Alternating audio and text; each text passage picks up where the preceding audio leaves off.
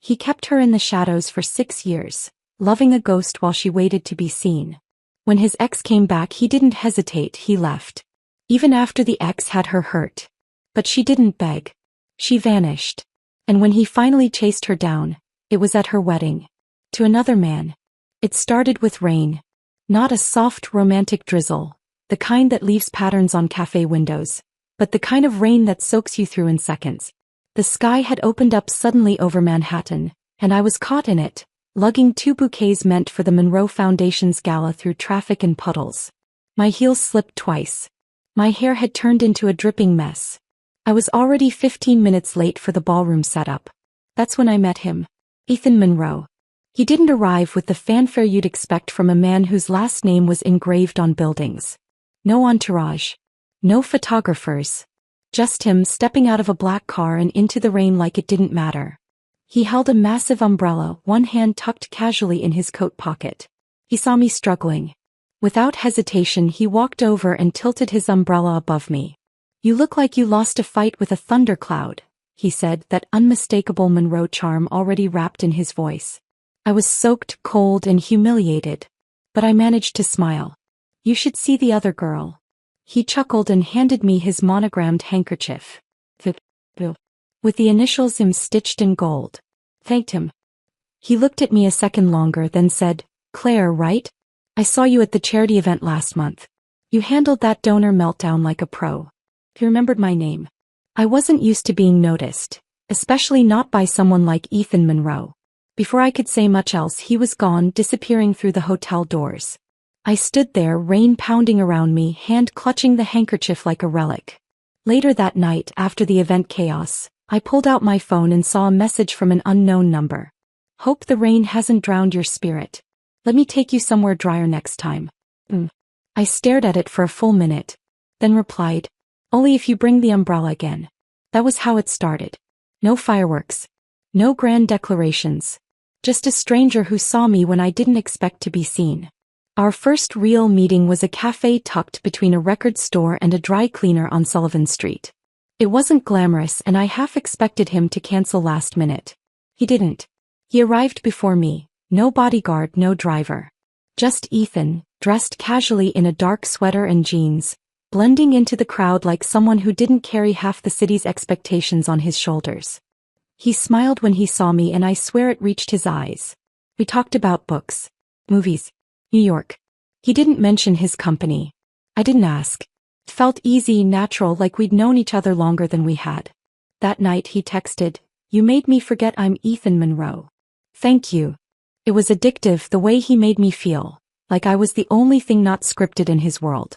What began as weekly coffees turned into late-night drives, quiet dinners, stolen weekends. But there were always limits. Boundaries I could feel but never name. He didn't like public places with cameras. He never posted photos. He wouldn't even hold my hand if anyone we knew might see. "I just like having something for myself," he'd say. Something real. And I believed him. Because in private he was generous. Kind of warm. He remembered the way I took my tea, sent me flowers for no reason, listened when I ranted about clients or cried over my mother's health scares. He was present. But only behind closed doors. We weren't official. There were no Instagram posts, no couple photos on the mantle. At first I didn't mind. But as the months turned into years, I started to wonder who exactly I was to him. Girlfriend? Secret? Therapy? I told myself we had our own rhythm. That this quiet intimacy was enough. But looking back now, I realize I was being slowly edited into someone else's story. A story that had already been written, and I was just filling in the gaps. It started with small things. He didn't like me in red. I thought it was just a preference until I remembered the photos I'd once seen. Her in that same hue, wrapped in a crimson dress with his arm around her waist. I had found them accidentally, tucked away in an old fashion article. Lila Reynolds, the muse, the face of Monroe's golden years. The woman who vanished. The woman he never mentioned. One night, early in our relationship, I'd asked casually, "What happened to Lila?" He froze, wine glass halfway to his lips. "She left." That was all he said. No explanation. No bitterness. Just a void sealed with silence. So I stopped asking. Instead I started adjusting. No red. No roses. He hated them, too cliché, he said, but I knew better. They were her favorite. I wore soft pinks and neutrals. I stopped humming French songs. Once he flinched when I sang La Vie en Rose while folding laundry.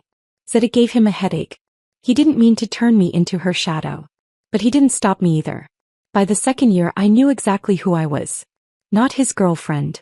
Not his partner. I was her placeholder. The quiet version. The safer one. And I tried to believe that maybe I could be enough. Maybe in time he'd let her go. So I stayed. Through the birthdays he forgot. The anniversaries he brushed aside. The moments when I caught him staring out the window, eyes glassy with something that looked a lot like grief. I thought if I was patient I'd win. Because that's what love was, right? Enduring. Waiting. Choosing someone even when they didn't choose you every day. But there's a difference between loving someone and waiting for them to love you back. And I didn't know that yet. The worst part. He made me feel lucky. Like I'd been chosen from a crowd. Like being the woman he trusted with his silence was an honor. But love shouldn't feel like a privilege. It should feel like a home. And with Ethan I always felt like a guest. Tiptoeing. Careful not to wake the memories that lived in every corner of his life. Especially the one with red lips and vanished promises. I wasn't expecting to see her name again. It was a slow Saturday. Ethan had left early for a meeting. He was vague about where, but I didn't ask. I'd stopped asking.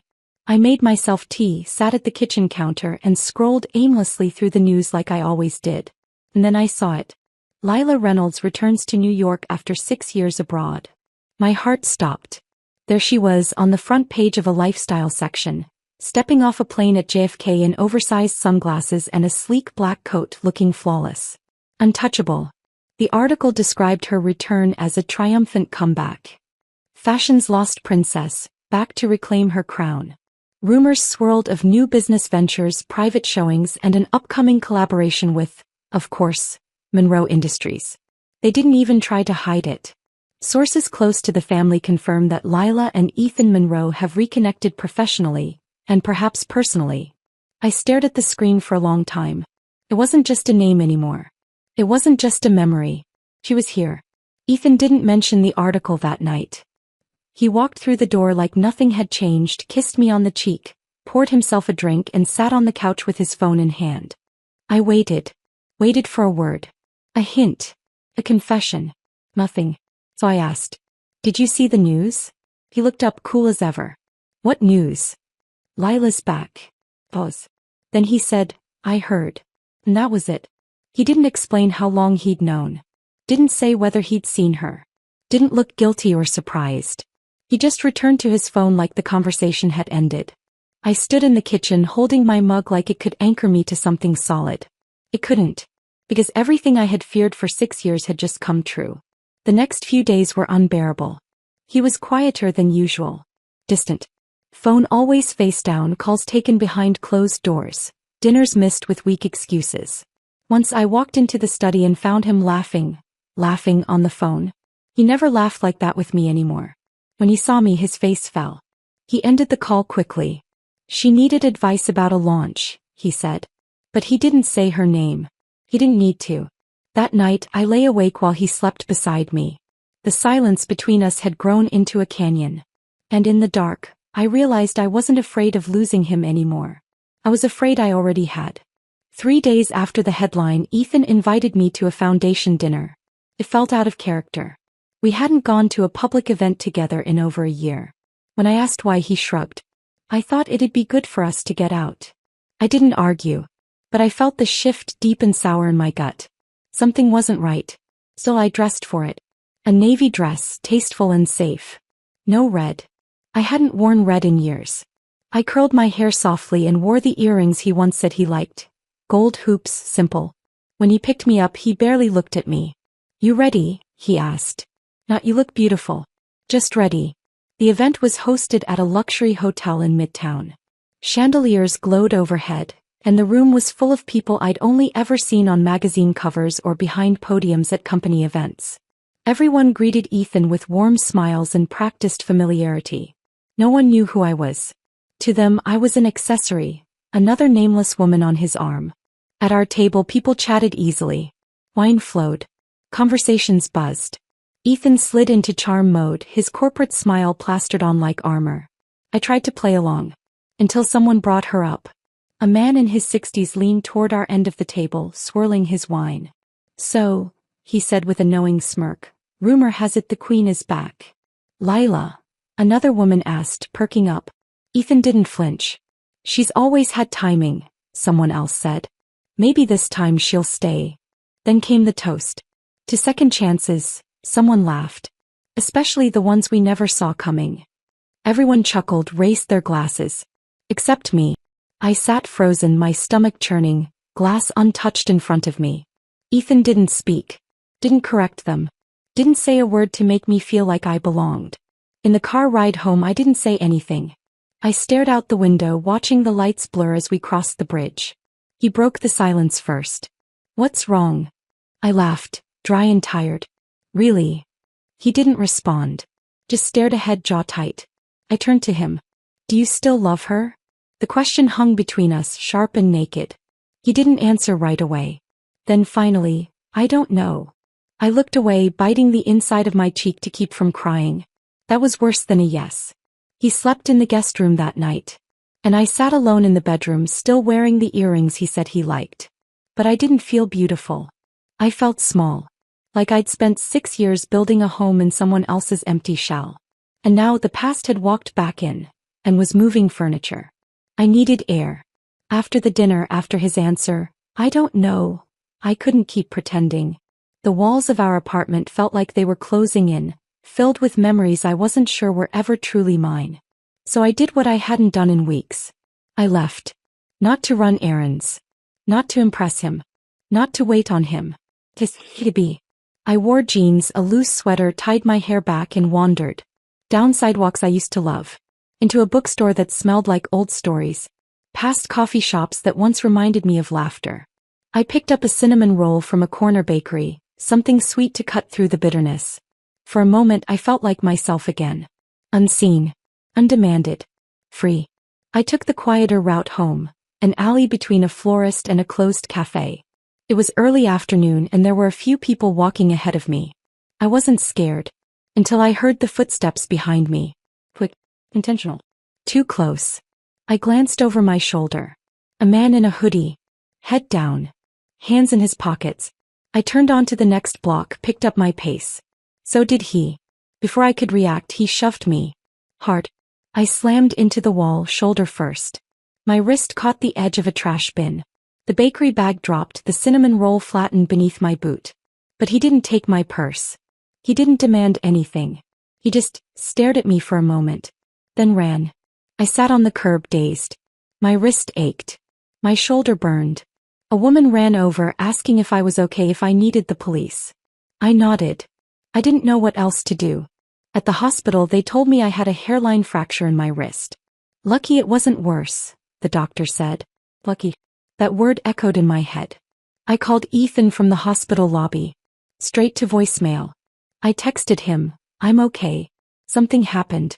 Call me. He didn't. Not that night. Not the next day. A week passed. And then the doorman told me something odd. A woman came asking for you, he said. Tall. Expensive coat. Sunglasses. Said she was a friend. Didn't leave her name. I didn't need it. I knew. It wasn't a mugging. It was a message. And though I had no proof, no recording, no fingerprint, in my gut I knew exactly who sent it. Lila. And the worst part? He knew. He had to. Because when I sent him another message, this one just 4 words, he finally replied. Please don't make this harder. Make what harder? Losing me? Or going back to her? She showed up on a Tuesday. I'd been home from work barely 10 minutes when the intercom buzzed. I didn't recognize the voice at first. It was calm, elegant, low. It's Lila. We need to talk. Every bone in my body locked up. For a moment I thought I was imagining things. A prank. A cruel trick of exhaustion. But when I looked out the window I saw her.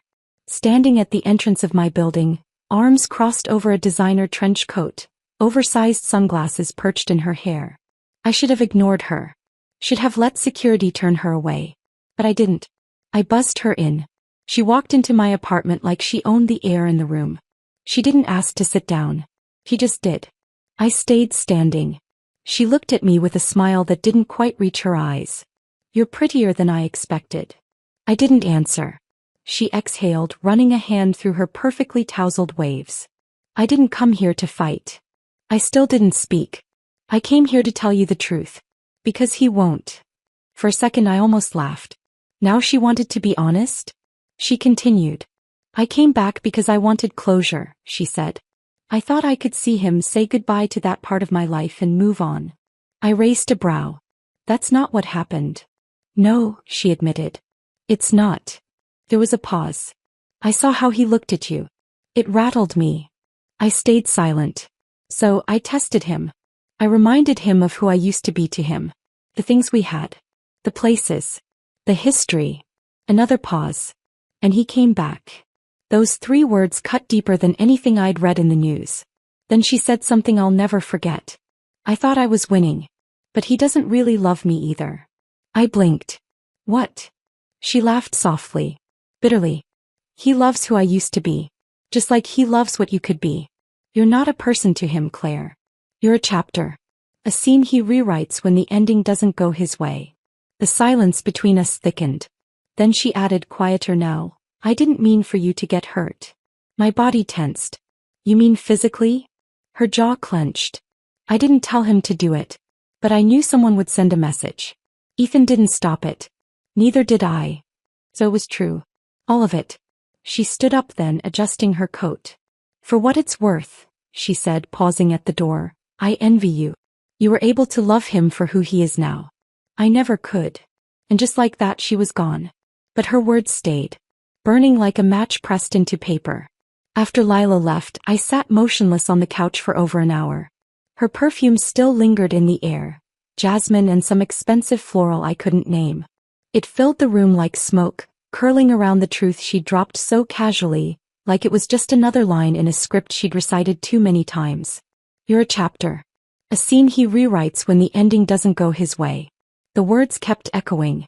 I didn't cry. Not then. Instead, I walked through the apartment room by room, touching everything I used to think meant something. The photo on the hallway table, Ethan and I at a vineyard 2 summers ago. I remember that weekend. He'd smiled the whole time, held my hand like it meant forever. Now I wondered who he was holding on to in his mind. Me. Or her. By the end of the week he was gone. It wasn't some dramatic exit. No slammed doors, no suitcases packed in haste. Just gradual disappearance. A shirt missing from the closet. Then his watch. Then the drawer in the bathroom. Empty. And one morning I walked in and found the apartment too quiet. Too clean. No scent of his cologne, no tie draped over the chair. And on the counter? A key. Nothing else. Not even a note. I called him once. He didn't answer. I sent a message. At least tell me this is really over. He read it. Didn't reply. That was my answer. The following days moved in slow motion. I went to work, answered emails, smiled when I had to. I told no one. Not my friends, not my coworkers. Not even my therapist. Because how do you explain losing someone you never really had? 6 years. 6 years of being almost enough. And he disappeared like none of it mattered. It took me days to admit it aloud. He chose her. He chose her even after she admitted to standing by while someone hurt me. After she made it clear he didn't love her anymore either. After she confessed to manipulating him, manipulating us. He still chose her. Because comfort is louder than clarity. Because the past is easier than facing the damage of the present. Because I had always been a stand-in. Never the one. Just the space he rested in between what he lost and what he couldn't let go of. I sat on the bedroom floor with the sapphire bracelet I once found in his drawer. Hers. I kept it in a box out of spite, maybe hope. Now I dropped it down the garbage chute without a second thought. It didn't even make a sound. And still, no calls. No messages. No regrets. He vanished. And I let him. Because for once I wasn't going to chase someone who never stopped running. Grief doesn't always look like sobbing on the floor. Sometimes it's quiet. Sterile. Methodical. I started folding laundry at 2 a.m. the night after Ethan left. Not because there was a mess, but because it was the only thing I could control. I stacked towels. Color-coded shirts. Scrubbed a counter that was already clean. My body moved like it remembered how to survive even if my heart had forgotten. Because when someone leaves without a goodbye, you don't grieve the person. You grieve the silence. I stopped eating properly. Not because I wanted to starve. I just forgot. I'd boil water and leave the stove on. Pour coffee and never drink it. I went to bed in the same clothes I wore during the day, and sometimes I didn't bother with bed at all. I told no one. There was no dramatic post online, no phone call to my best friend, no tearful confession at work. I showed up each day with eyeliner, a pressed blazer, and a smile that didn't reach my eyes. That was the trick. If you look like you're fine, no one asks questions. And I didn't want to answer them. I thought about texting him once. Just one line, "Did I ever matter?" But I didn't send it. Because I already knew the answer. Then came the dream. We were in Italy, the Amalfi Coast, somewhere we once said we'd visit. Ethan was laughing, holding my hand. The sun was golden. Everything felt soft. Then I blinked and he let go. Lila stood beside him in a red dress. She didn't speak. He didn't have to. He turned away and I watched them walk into the light. I woke up in tears. I couldn't stop. That was the only night I cried for him. A week later I received an envelope in the mail. No return address. Inside was a hotel receipt. His name. Her name. Same suite. 3 nights. Dated the same week I was in the hospital with a fractured wrist. That's when my heartbreak ended. Because pain becomes something else when it hardens. It becomes resolve. The next morning I called my Aunt Marianne in Boston.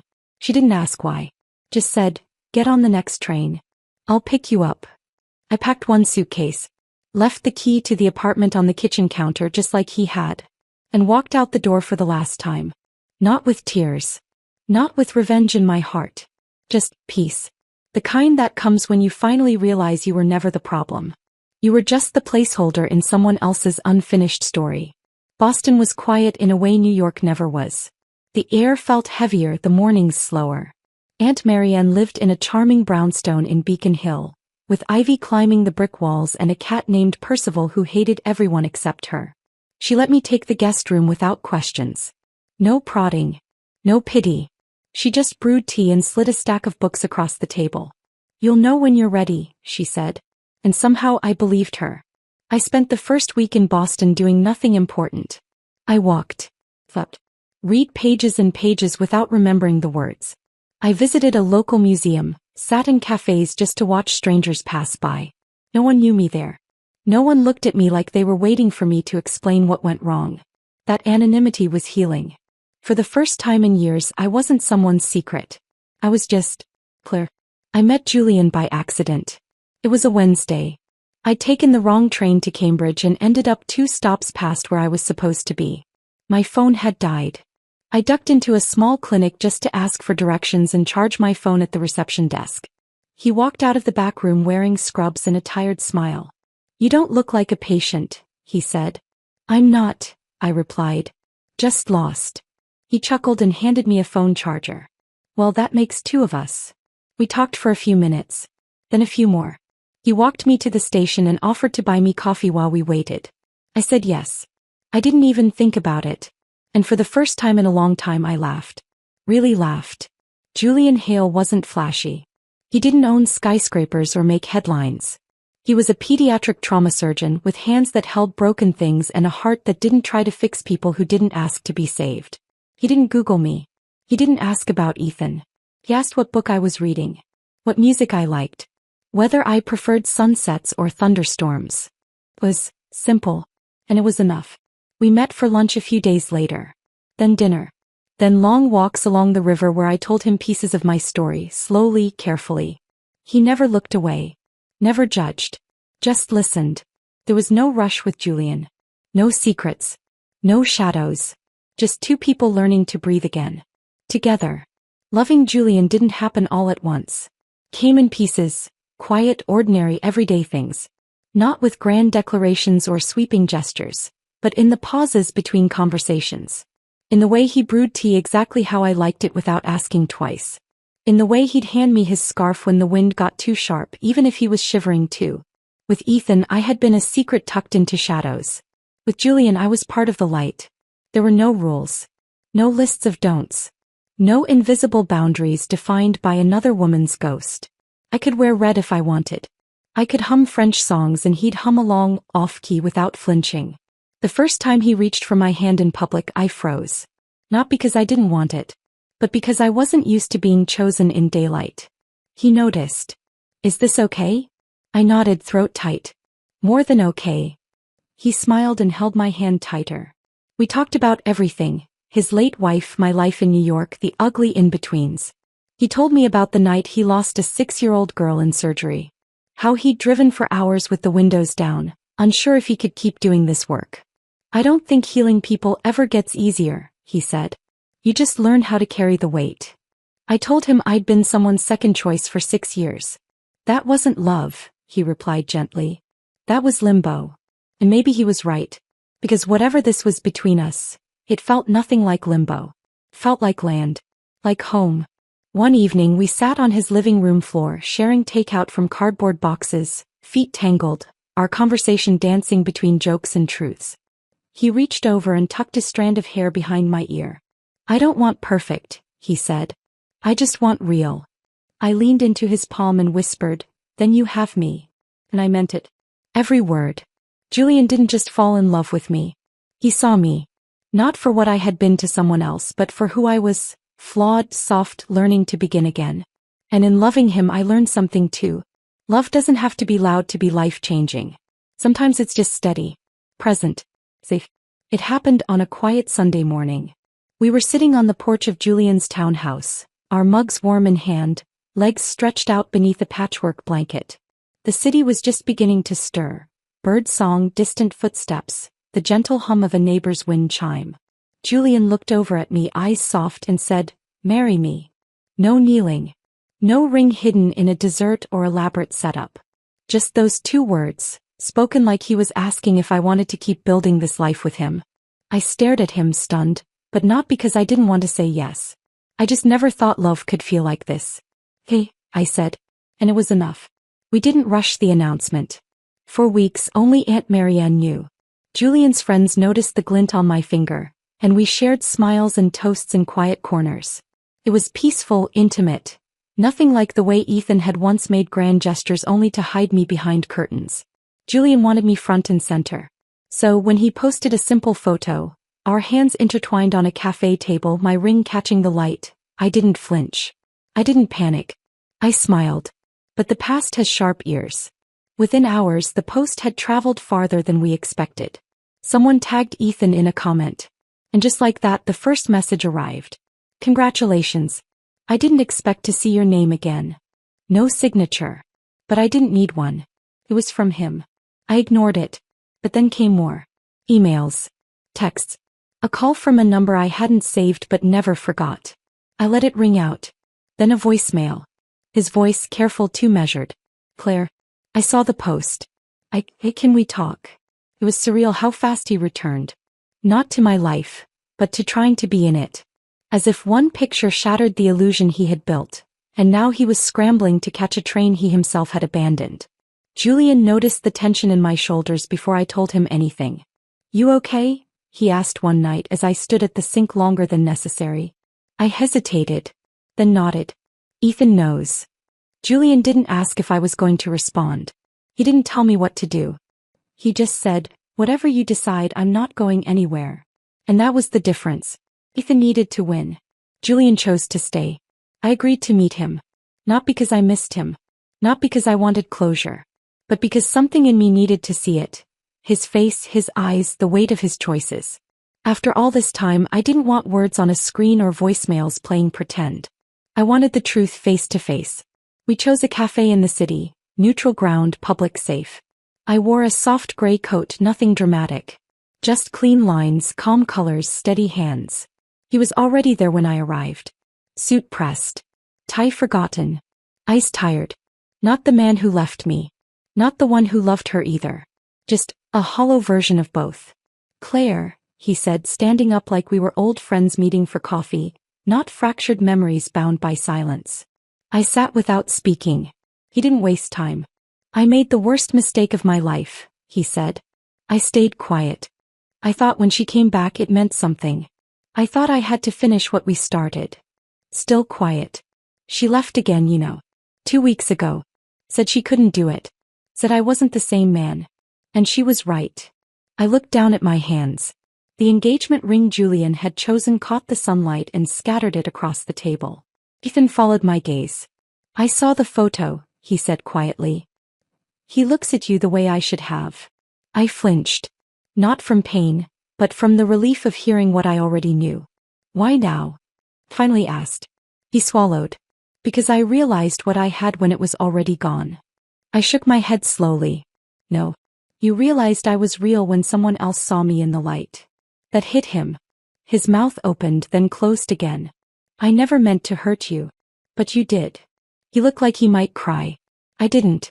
I'm marrying him, I said simply. Not for drama. Not to twist the knife. Just truth. I know, Ethan whispered. I just had to try. I nodded. And then I stood. There were no final words. No long embrace. No reaching across the table. He stayed seated as I walked away. Just like I had stayed for 6 years while he drifted further and further out of reach. Now it was his turn to sit in the silence. And mine to walk toward something real. The thing about planning a wedding with someone who loves you, it doesn't feel like a performance. Feels like a conversation. Julian didn't care about the venue being featured in a magazine or the flowers matching anyone's aesthetic. He cared that I felt joy. That we chose things together. That every detail reflected us. Not a legacy, not a brand. The ceremony would be held in a vineyard just outside the city, surrounded by rolling hills and the soft hum of wind through old trees. Not a skyscraper in sight. My dress was simple, ivory silk with a fitted bodice and no frills. I didn't want layers to hide beneath. I wanted to walk down the aisle as myself. Honest. Whole. Free. We sent out invitations slowly. Just family, close friends, and a handful of colleagues. Aunt Marianne cried when hers arrived, then immediately began planning a toast, even though we'd asked her not to. Julian laughed. She's earned it. We met with the band, picked out songs that reminded us of Sunday mornings and long drives. I watched him taste cake samples with childlike wonder, saying things like, "Why do all wedding cakes taste like hope?" For the first time in my life, I wasn't managing someone else's expectations. I was building something real, with someone who showed up for me every day. And still I could feel it. A shadow trying to crawl back in. Ethan didn't reach out again. But mutual friends whispered about him. How he was spiraling. That Lila had left for Europe. That Monroe Industries was barely holding its reputation together after an investor scandal. I didn't ask for details. I didn't want to know. Not because I didn't care. But because it wasn't mine to carry anymore. The week before the wedding, I stood alone in the vineyard at dusk, watching the staff string fairy lights along the path I'd soon walk down. 6 years ago I had imagined a different aisle. A different man. But that woman, the one who waited for scraps, she didn't exist anymore. Now there was just me, Claire, and the man who loved me without conditions. When Julian found me there, I turned to him with glassy eyes. "Nervous?" he asked, brushing hair from my face. I shook my head. "Grateful." He kissed my forehead and whispered, "Me too." We stood there together as the lights flickered on, gentle, warm, glowing. No cameras. No headlines. No ghosts. Just us. And tomorrow we'd say yes to forever. Without fear. Without silence. Without secrets. The morning of the wedding was quiet. No chaos. No missing shoes or forgotten vows. Just sunlight pouring through gauzy curtains and the gentle clink of teacups as Aunt Marianne hummed while arranging flowers on the porch. I woke early, not out of nerves but because something inside me wanted to soak in every second. I sat by the window in my robe, barefoot, sipping tea, watching as the vineyard came to life. Chairs being set, white petals scattered, music being tested on soft speakers. Julian was staying in a separate cottage with his best man. He'd sent a note through a staff member. "In every version of my life I'd find you. See you soon. Jay." I pressed the card to my chest and smiled. Guests began arriving around noon. Old college friends. Julian's colleagues from the hospital. Distant relatives. Even a few friends of mine from New York. People who remembered me before Ethan, who saw the flicker return to my eyes once I left. Everyone was seated by the time the music began to swell. My heart was steady. For the first time I was walking toward someone who would never ask me to be smaller, quieter, less visible. There were no ghosts trailing behind me. Only light. I stepped onto the stone path, bouquet in hand, veil fluttering with each step. And then, chaos. The doors at the back of the vineyard slammed open. Gasps rippled through the crowd. I saw him. Thin. Disheveled. Out of breath. Tie loose around his neck. A storm in a suit. He moved through the crowd like a man possessed, shouting my name. Claire. Wait, don't do this. The music halted. Julian didn't move from the altar.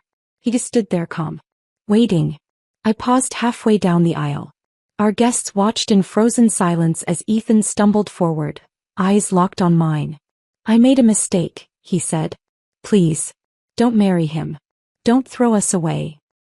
The word hit like a brick. There was no us. Not anymore. I took a breath. Then walked forward. Step by step, past the man who once left me for a ghost. Past the man who only wanted me back once someone else chose me. Ethan reached out just a little.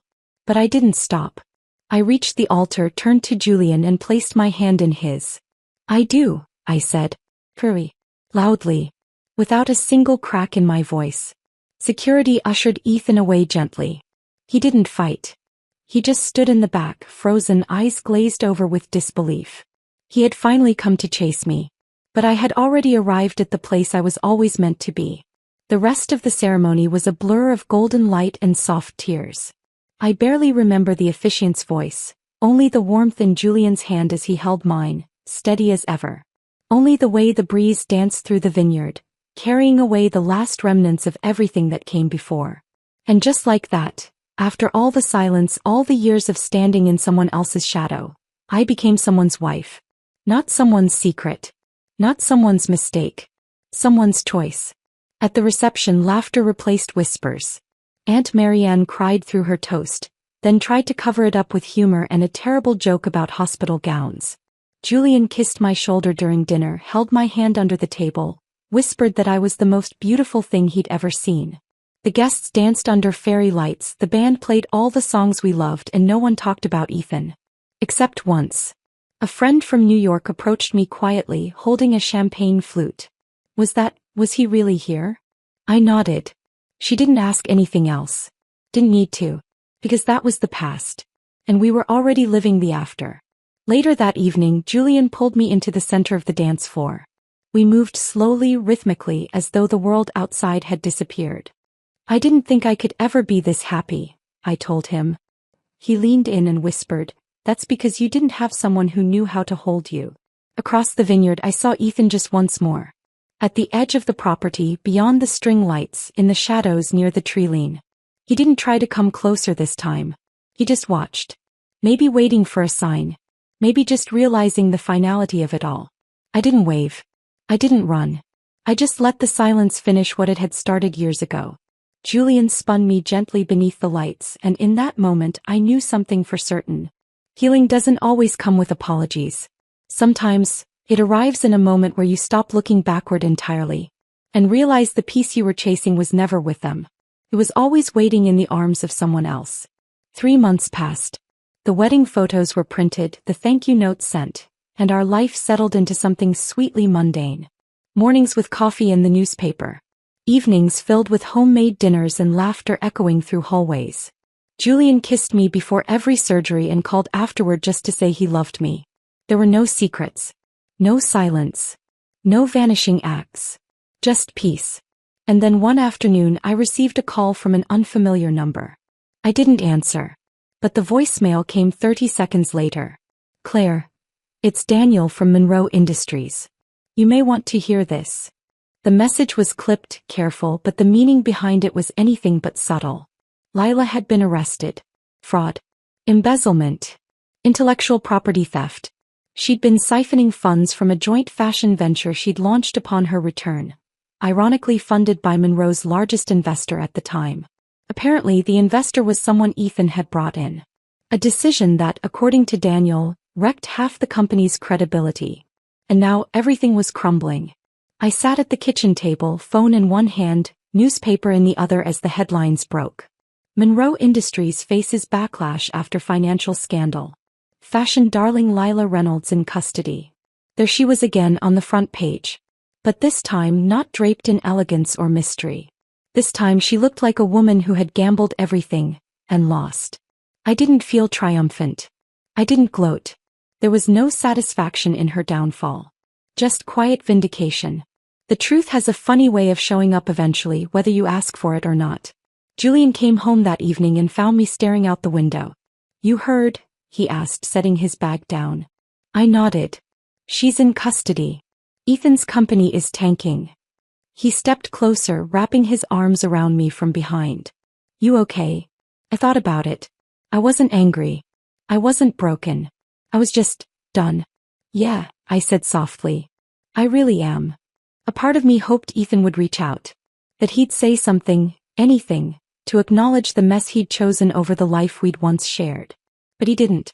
Not directly. Instead, a letter arrived a week later. No return address. Just my name written in a familiar hand. The envelope was cream-colored, heavy in my hands, sealed with a wax stamp I instantly recognized.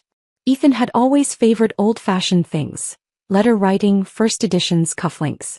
He once said that real words on real paper made apologies mean more. Too bad he'd never sent one when it mattered. I stared at it for a long while. Considered throwing it away without reading. But curiosity, one last thread that hadn't yet snapped, pulled me in. I sat at the kitchen table alone and opened it. His handwriting hadn't changed. Still neat, careful, deliberate. Like everything he did. "Claire, I imagine this is the last thing you want from me. I debated writing this at all. But there are things I need to say, regardless of whether you ever reply. You were never second best." I told myself that lie and I let you believe it too. But the truth is I chose a memory over a future. I let the past seduce me, convince me that love only counts when it's painful or dramatic or epic. But you were the quiet, steady kind. The kind I didn't know how to deserve. So I turned away. And when I finally looked back, you were already gone. And somehow I think that's what finally taught me what love is. I won't ask you for anything. I don't deserve another chance or your forgiveness. I just wanted you to know that losing you was the beginning of my own unraveling. I hope you never look over your shoulder again. I hope he looks at you the way I never did. I hope he knows exactly what he has. Goodbye, Claire. Ethan. I folded the letter slowly and placed it back in the envelope. No tears came. No anger. Just a quiet acceptance. Because closure doesn't always come in the moment you leave. Sometimes it shows up in a letter after everything is already healed. That night, Julian found me sitting on the porch with the unopened bottle of wine we'd been saving since the wedding. He sat beside me, not asking anything. I handed him the envelope. "Are you okay?" he asked after reading it. "I am now," I said. Because finally Ethan had said the words I'd waited years to hear. And they no longer mattered. Time, I've learned, doesn't heal everything. But it teaches you how to live with what's left. In the months that followed the letter, the world around me felt different. Not brighter, not simpler, but real. No more waiting for someone to choose me. No more wondering what I lacked. Julian and I traveled for our honeymoon. Just the two of us, no photographers, no status updates. We danced barefoot on a balcony in Santorini. We shared soup in a tucked-away bistro in Prague. We walked across ancient stone bridges and laughed until our cheeks ached. It wasn't perfect, but it was ours. When we came home, life returned to its rhythm. Julian went back to the hospital. I opened a small creative agency with a friend. I helped brides design invitation suites and styled shoots for people celebrating the kinds of love that don't need to be shouted to be real.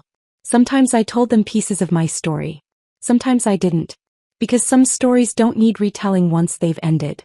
One chilly autumn afternoon, I was walking home from work when I passed a bookstore downtown. In the display window was a memoir. One of those tell-all exposés written by a former executive at Monroe Industries. The cover read, "Behind the Empire, the Rise and Fall of Lila Reynolds." I didn't go inside. I didn't need to read it. I had lived it. And more importantly, I had left it. That night, I watched Julian help a neighbor's kid fix a bike chain. His sleeves rolled up, smudges of grease on his hands. He looked up, caught my eye, and smiled like I was the only thing he saw. That was love. Not the kind that hides. Not the kind that apologizes too late.